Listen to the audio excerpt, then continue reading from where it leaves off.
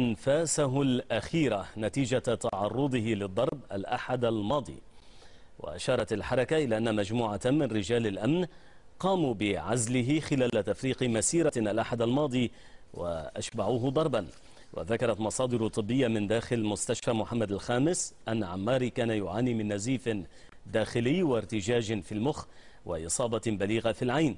وقد أكد مصدر من وزارة الاتصال المغربية الوفاة لوكالة الأنباء الفرنسية.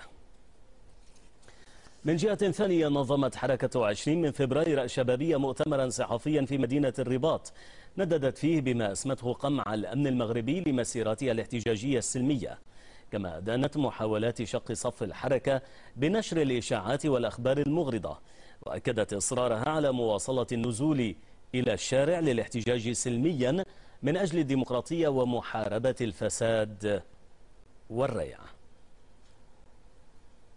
نؤكد أن حركة شباب 20 فبراير هي حركة سلمية وحضارية، وأن سقف مطالبها لم يتغير رغم الإرهاب الذي يمارسه الحكم في المغرب، وأن نضالنا مستمر ولا رجعة فيه، ومطالبنا مشروعة وعادلة ومعقولة. وندعو كافة الجماهير المغربية والقوى السياسية والنقابية بمختلف توجهاتها الالتفاف حول مطالب شعبنا والاستمرار في الاحتجاج بطرق سلمية عبر الوقفات والمسيرات والاعتصامات والحلقات التي تدعو إليها الحركة.